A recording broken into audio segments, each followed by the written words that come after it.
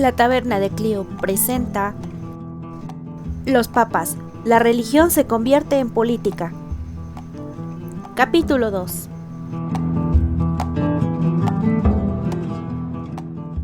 Ya estamos de vuelta, segundo capítulo de los papas que tuvieron unas buenas intenciones a nivel internacional, cuyas acciones quizá quedaron opacadas por el contexto tan difícil que vivieron, y ya hemos rellenado nuestros tarros, una buena cervecita.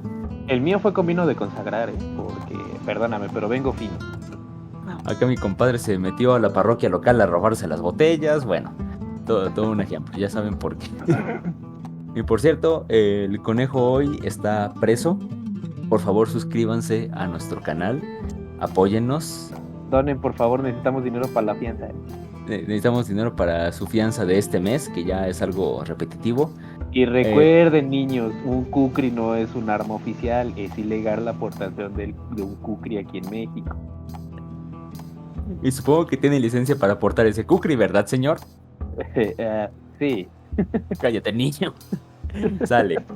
Detalles, Hablando de detalles. detalles. Hablando de cuestiones peligrosas y cuestionables. El mundo entró en una nueva etapa de guerra. En el capítulo anterior vimos a un señor que estaba muy feliz en las montañas hasta que lo hicieron papa. Después vimos que coincidió en 1914 la Primera Guerra Mundial con un nuevo cónclave y el papa que se tuvo que aventar el paquetote de la Primera Guerra Mundial. Ahora vámonos con Pío XII, otra afortunada, desafortunada coincidencia. De eso nos hablará el emperador durmiente. Emperador, adelante, los parroquianos te escuchamos. De Pío XII, que, híjole, sí, voy a tratar de ser breve, porque hay un montón de cosas que el tipo hizo, a diferencia del otro, que estuvo 5 meses, este va a estar 20 años. De hecho, fue uno de los más longevos. Ujú. Resulta que este igual, a diferencia del otro, ¿sí? Tuvo una carrera muy larga con diferentes puestos antes, dentro de la iglesia. Nace en una familia acomodada, es un tipo muy preparado, tanto como teólogo, como sacerdote, en la política, la administración. Fue la mano derecha en muchos aspectos del anterior papa, de Pío XI. Y sí, le va a tocar esta época tan convulsa de la Segunda Guerra Mundial, incluso desde antes, porque él trabaja justamente en Alemania. Él tuvo que tratar con los nazis incluso desde antes de la Segunda Guerra Mundial. Ahora, tiene que firmar, antes de ser papa, lo que se conoce como el Concordato de Alemania.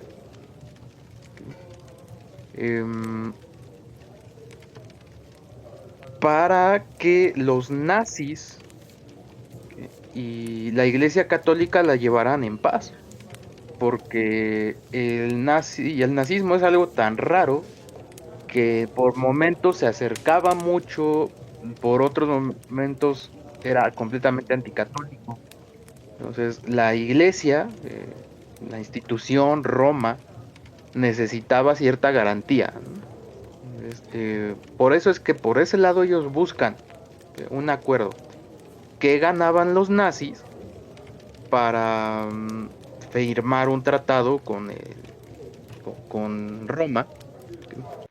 Por un lado, ayudar en su legitimidad. Recuerden que Hitler no llega de la forma más legal, digamos, al poder. Llega porque se murió otro y él tenía que convocar elecciones y no lo hizo. Pero Otra, tuvo apoyo popular, pero... sí, pero que todos crean que algo está bien no quiere decir que esté bien. Exactamente. Ahora, también en Alemania había muchos católicos. Necesitaba estar en paz recuerden que lo que buscaba Hitler primero en Alemania era tranquilidad, paz, para poder pensar en sus siguientes planes de conquista.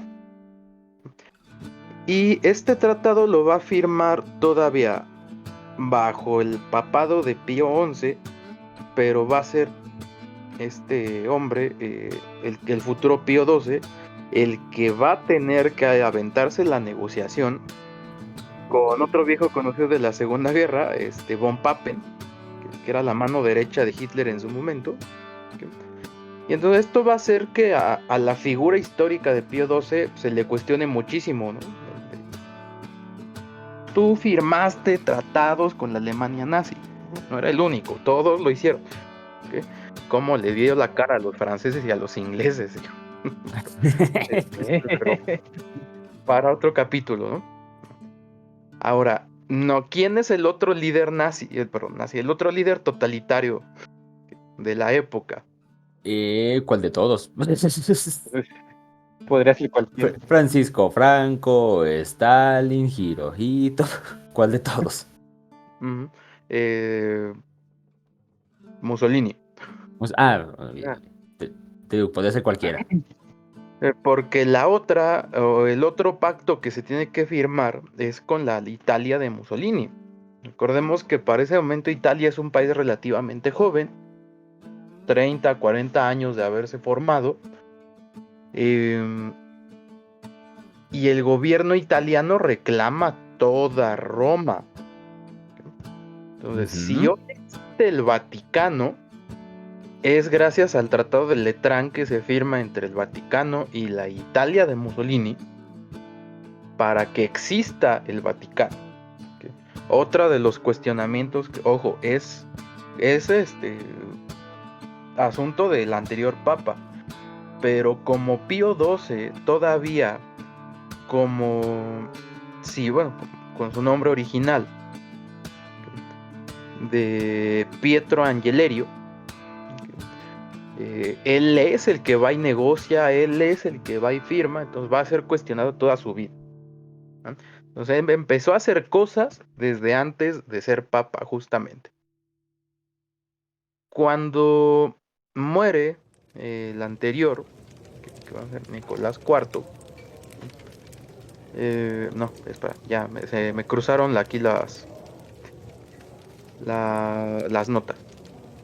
Aquí está. A él lo eligen papa en el 39. ¿No? Justito en la línea, ¿no? En la raya de cuando van a empezar los trancazos. Toma el nombre de Pío XII, está 12 años. O sea, también le va a tocar la Guerra Fría, que tampoco fue bonito. Sí. Entonces se le va a recordar como un papa muy diplomático. O sea, su carrera fue eso, ir y negociar con mucha gente. Entonces, es lo que quizá otros papas no tenían. Por eso le eligen a él. Es un tipo preparado en la diplomacia y que creo yo que era el indicado para ese momento, ¿no? Sí.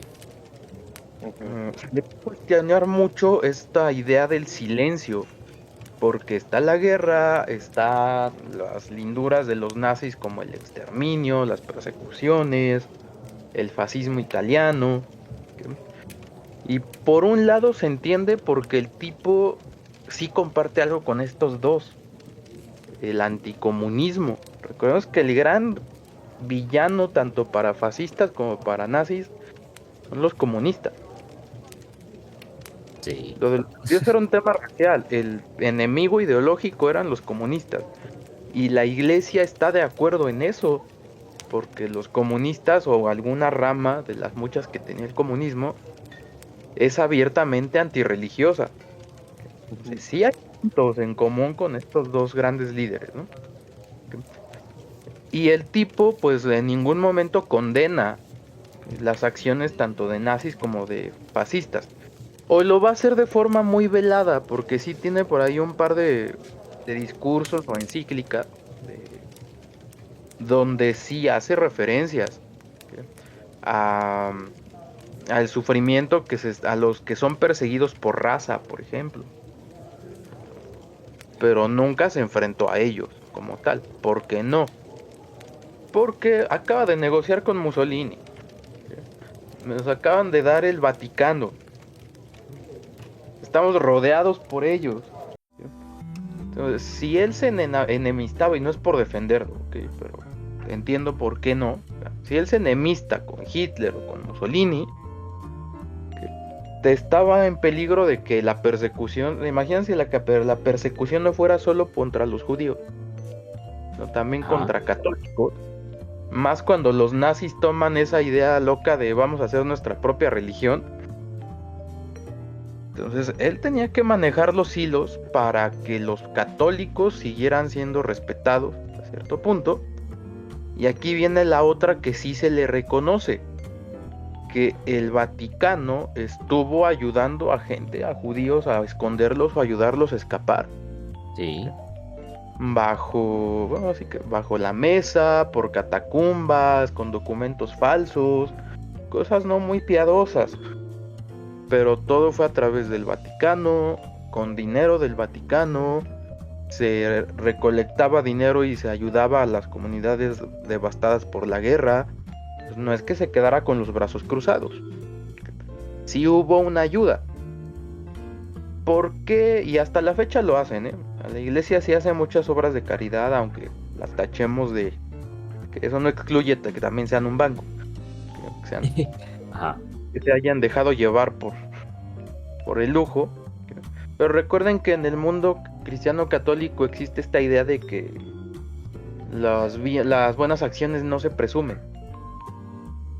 Además de estos cuestionamientos y de que sí ayuda, termina la guerra, que sobrevivió a Mussolini, sobrevivió a Hitler, y le va a tocar toda la guerra mundial. Perdón, la Guerra Fría. Sí. Donde aún más tuvo que jugar con esta parte política, porque, sobreviviste a Mussolini y sobreviviste a Hitler. Ahora aguántate negociar con Stalin y con Molotov. Del otro lado, con la recién fundada ONU o con la OTAN. O sea, sí estaban buenos los fregadazos, pues. Y repito, ellos en su discurso, pues ellos tienen que ver por los cristianos católicos de todo el mundo y que eso le va a pegar a todos en la Guerra Fría. Y recuerden, ya no es la Roma de la Edad Media cuando tenían su propio ejército y si quiero me peleo con... de eso, cuando su palabra valía mucho más que la de cualquier monarca. Bueno, ya discutiremos hasta al final con lo de Benedicto, con lo de Francisco, qué tanto vale la palabra de hoy del Papa. Pero entonces, ¿con qué va a poder negociar Pío XII en su momento con estas grandes potencias resultantes de la Segunda Guerra? No con otra cosa más que con la palabra, quizá un poquito de influencia política en algún estado de los más pequeños, en la parte propagandística quizá, pero el tipo consiguió mucho a partir de su diplomacia. Otra cosa que, a los que les interesa más la religión, él es el que establece esta idea de que María subió al cielo en cuerpo y alma. Ah, sí. Ajá. Que sigue siendo un tema debatible, ¿no? Es para otro día. Es que ese dogma sí está bastante polémico, pero bueno, como tú dices, es para otro tema. También me gusta como ejemplo de entender que la iglesia se transforma, ¿no? O sea, que ahorita veremos al final, ¿no? Tengo muchas ganas ahorita de platicar eso al final lo de Francisco, porque la iglesia cristiana tiene muchísimos dogmas, pero se han ido construyendo a lo largo de miles de años. Los plenos siglo XX, mediados del siglo XX, y Pío XII te dice, pues a partir de hoy es oficial que la Virgen subió en cuerpo y alma, güey, y ya. Y hazle como quieras. Ajá, y ya es una cuestión de fe, ¿no? Pero muy tardío, güey.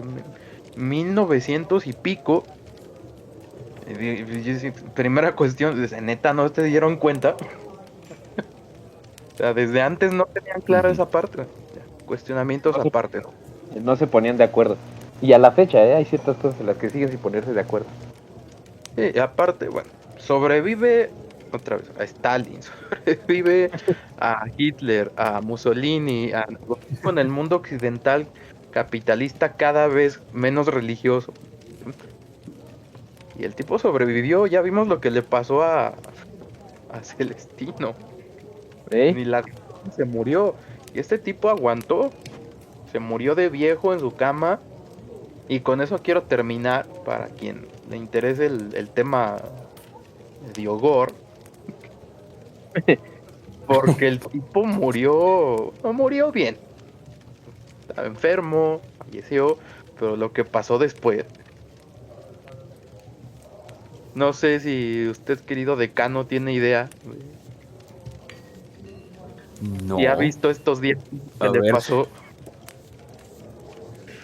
A ver, a ver, a Pues ver. resulta que a Pío XII, Pío XII tiene un médico personal. Muy amigo. Ajá. Que cuando se acerca pues ya dicen que uno se da cuenta cuando ya te toca, ¿no? Este médico se acerca y le dice, oye, acabo de inventar una nueva forma de embalsamamiento.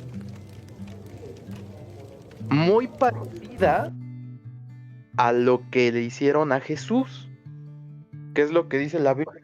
Madre mía. Jesús, solamente se te bañaba con aceites, con ciertas esencias de plantas. Y lo que logro, según él, es que la piel y los músculos se vuelvan flexibles incluso después de muertos. Y entonces te vas a seguir viendo bien, incluso después de muerto. Y Pío XII Ajá. fue muy, muy mayor. En algunas versiones dice que el tipo le creyó. En otras dice que incluso él mismo ya había retirado a este médico de su servicio. Porque tiene unas ideas bien locas. El caso es que al final, por X o Y razón, este mismo médico le permiten que lleve a cabo su procedimiento.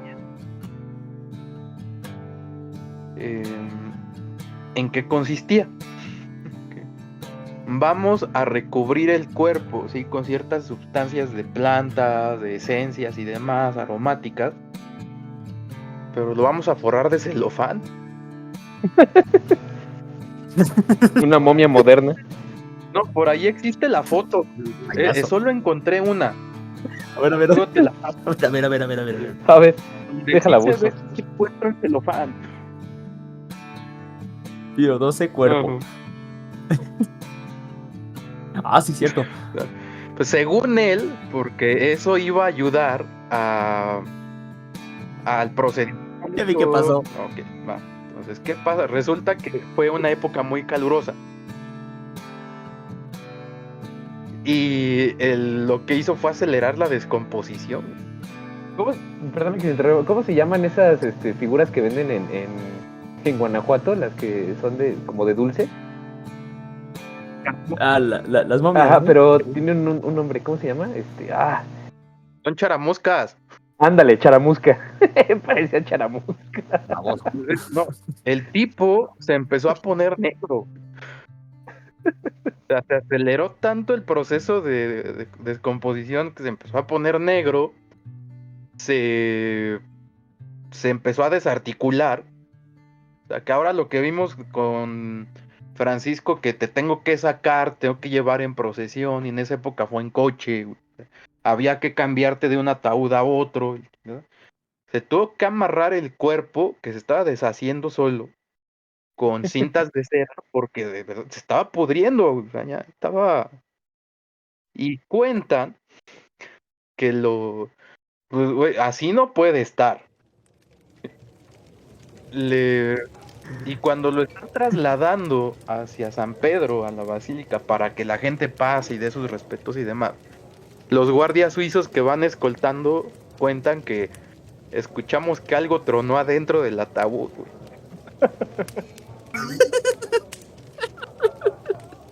Cuando llegan y lo abren, el pecho había explotado, güey.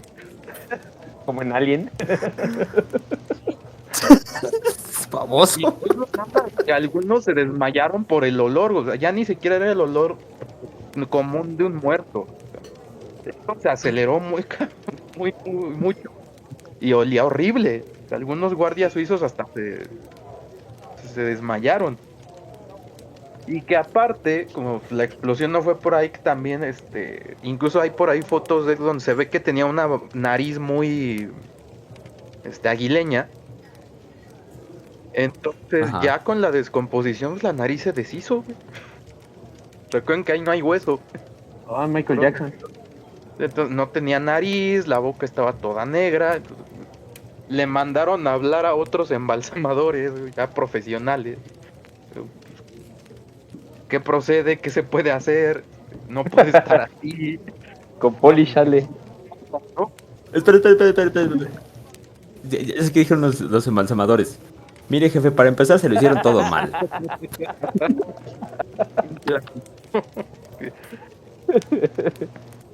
Y después, le digo, pues, ¿sabes qué? Pues medio vamos a tratar de sellar este relajo, le vamos a llenar de perfumes, esto se va a quedar sellado, bueno, ya no lo puedes. Oye, pero hay que mostrarlo. Ah, pues le pusieron una máscara de cera de él mismo. Bueno, que la gente podía Sí. pasar y más o menos verlo. Y aún así la gente decía, uy, esa man se ve verde. El tipo trabajó 20 años, sobrevivió a lo indecible lidiando con grandes dictadores. Y igual después de muerto se lo cargaron. Pobrecito. Sí, no, que estuvo horrible, güey. Entonces, de a partir de ahí, incluso después de muerto va a ser influyente Pío XII. Sí o sí, hay que hacerle un tratamiento al Papa. Por ejemplo, ahora Francisco dijo, a mí no me embalsaman, no me interesa conservarme, pero el tipo estuvo, ¿qué? 3 días expuesto. Sí. Entonces, sí se les hace un tratamiento para que por fuera se vea aceptable, sin detener el proceso de descomposición interno. Que se inyectan sustancias y demás, pero no se sacan los órganos. Se quedan. Pues ya te entierro, ya te pudres a gusto. Pero ya se tiene que hacer sí o sí para que no les vuelva a pasar esto. Que sí estuvo horrible. Busqué fotos, busqué videos, pero lo único, Obviamente. sí, no los hay.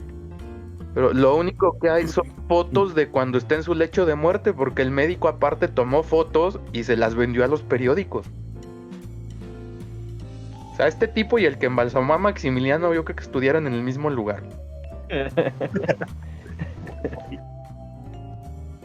Entonces fue un escandalazo, al tipo le quitaron la licencia, ya no pudo ejercer en Italia, güey, lárgate de aquí. ¿Sí? Y así acabó el bueno de Pío XII, ¿no? Y ya para terminar, pero hay quien lo ve como un papa de la paz, o sea, que intentó pugnar por la paz durante la Guerra Fría, que ayudó a los judíos y demás. Hay quien quiere ver el otro lado, que es un tipo que con tal de mantener su iglesia se hizo de la vista gorda con Mussolini, con Hitler y con el mismo Stalin. Y ahí depende de cada quien, ¿no? ¿Con qué idea te quieres quedar? Madre mía, ¿qué podemos agregar? ¿Qué podemos decir? Creo que tenía claros mis argumentos hasta antes de toda esta anécdota. Pero voy a poner las fotos, damas y caballeros. Lo único que puedo agregar es que Pío XII puede agradecer que le tocó estar en una época donde no había celulares con cámara. Sí, No había Porque memes. si no, imagínense el desmoche que se hubiera hecho. El desmoche. En ese momento pudieron contener un poco eso. Pero imagínense. Bueno, ya está. Vamos con el siguiente papa porque este capítulo ya está quedando algo largo y ahora tienen algo con qué soñar, mis queridos parroquianos. Recuerden que aquí en la taberna También les ofrecemos deliciosos platillos. Una buena pasta a la carbonara, un buen Una risotto. papa asada. Ustedes escojan, ¿eh? No, Bueno, ya. ya sé, una papa empapelada. Siguiente. Bueno, papá.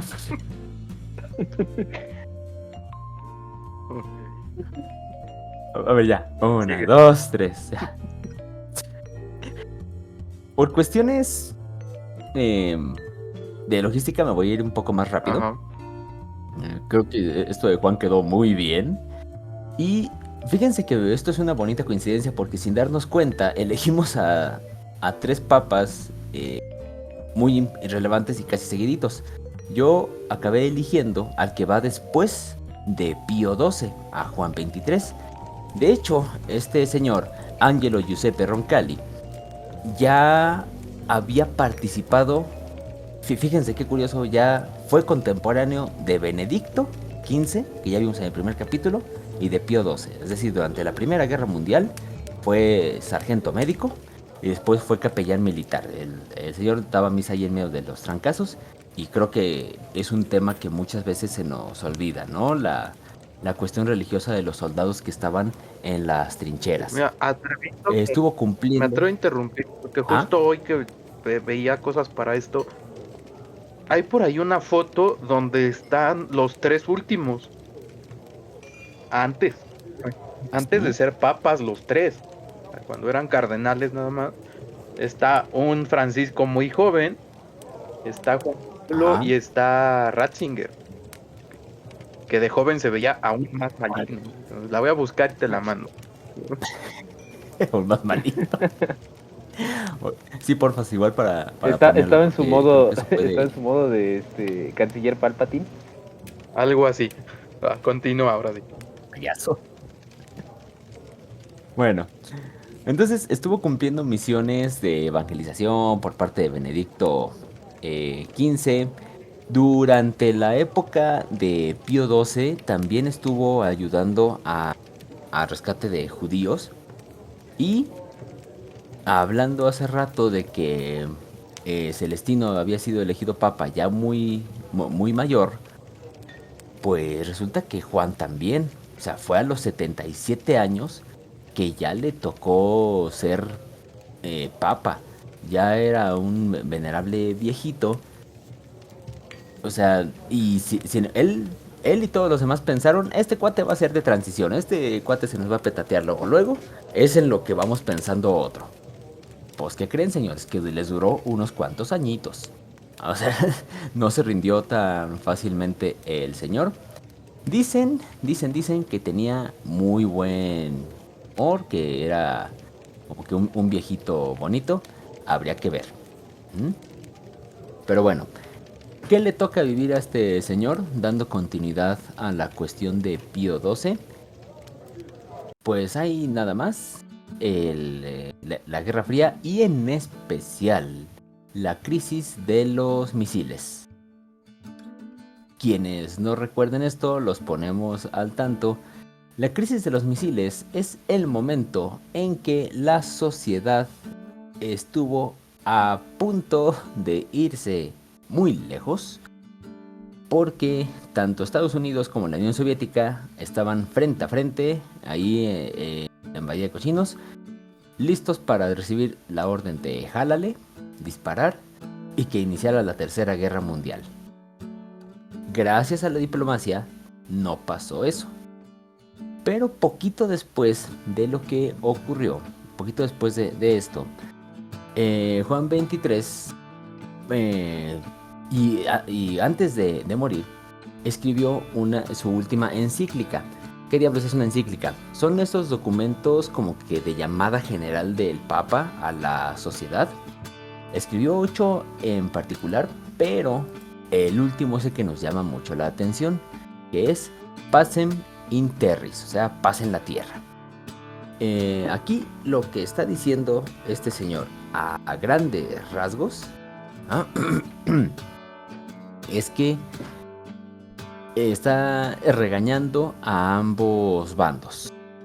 Es decir, les está diciendo que la convivencia humana, la paz, no puede ser a través de la guerra. Y mucho menos, él lo deja bien claro, a través de las armas nucleares. Recordemos, si ustedes se ponen a ver, que la sociedad, sobre todo la estadounidense, estaba esperando la guerra nuclear en cualquier momento. Recuerden este capítulo de Malcolm, donde están en el patio trasero y encuentran un refugio antibombas. Ahí pues, puede parecer ficción, pero la realidad es que sí, muchas casas tenían este refugio antibombas. Por cierto, vayan a Radio Nahual y ahí tengo un capítulo especial. Bueno, entonces, ¿qué tanto dice el señor Juan 23? Prácticamente eso, es urgente que cese la carrera de armamentos. La carrera de armamentos significa dejen de desarrollar armas cada vez más poderosas. Ustedes, queridos parroquianos, habrán visto lo que pasó en Hiroshima y Nagasaki, fotos de la destrucción. Yo siempre le digo a mis alumnitos, toda la ficción, todos los efectos especiales no alcanzan para imaginarnos el horror que debe ser vivir la bomba nuclear en vivo.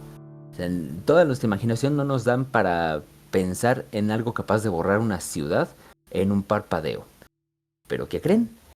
Que durante la Guerra Fría, Estados Unidos, la Unión Soviética, Francia, bueno, todos estos estaban diciendo, pues yo tengo una 10 veces más grande. Y mira, te hago una demostración. Así, pues yo tengo una 50 veces más potente. ¿Cómo la ves? Algo preocupante. Ustedes pueden buscar la SAR bomba, la bomba SAR, la bomba de hidrógeno, y van a ver que es impensable el daño que puede hacer.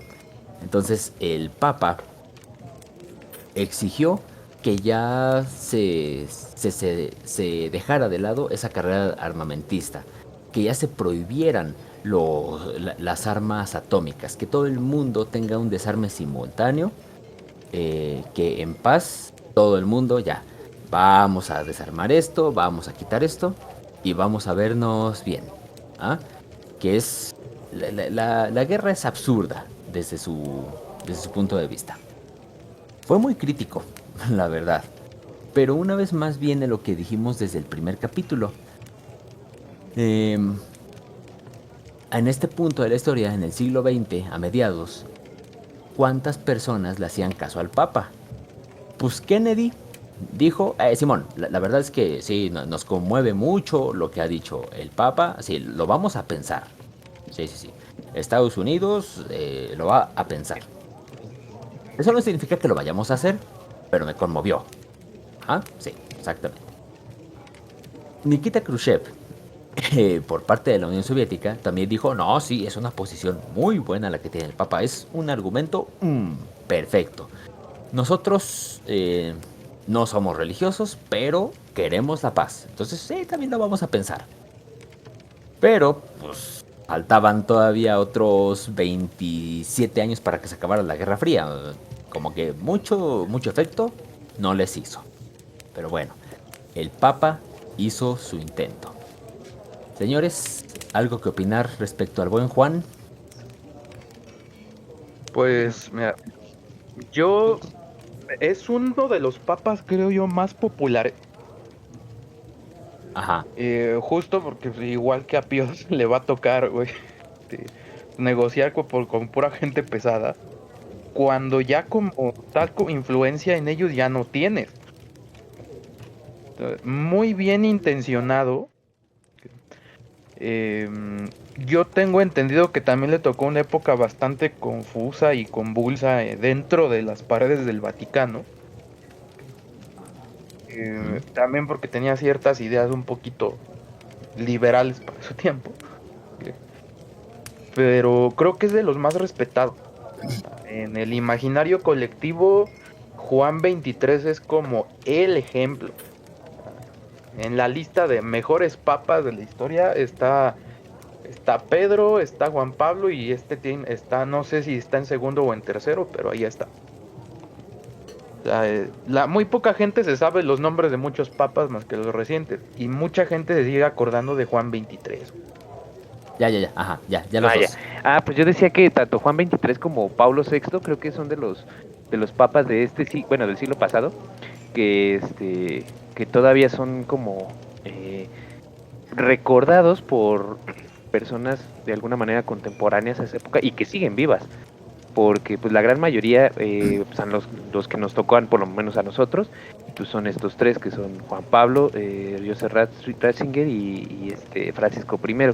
Pero el hecho de que Juan 23 sea uno de los más recordados, a excepción de estos otros tres, te habla de que sí tuvo cierta influencia en ciertos llamados a la paz, por así decirlo. Ok, ya no le tocó como tal la Segunda Guerra Mundial, pero sí le tocó el conflicto que incluso podríamos debatir hoy en día si ya terminó o estamos en una Segunda Guerra Fría, por así decirlo.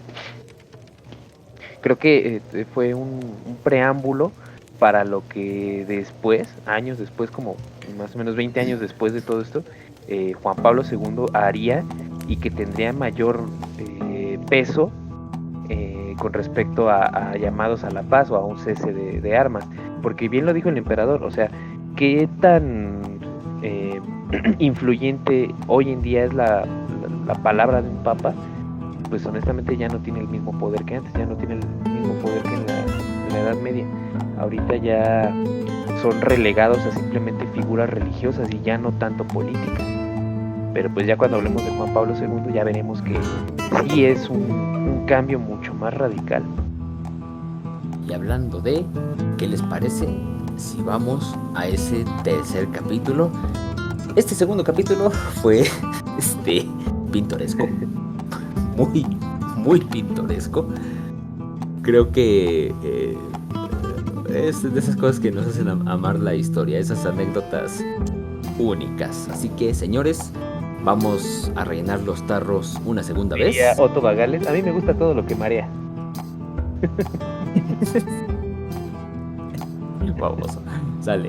Nos vemos en el tercer capítulo, donde el zar, el zar nos hablará de Juan Pablo II y de Francisco I.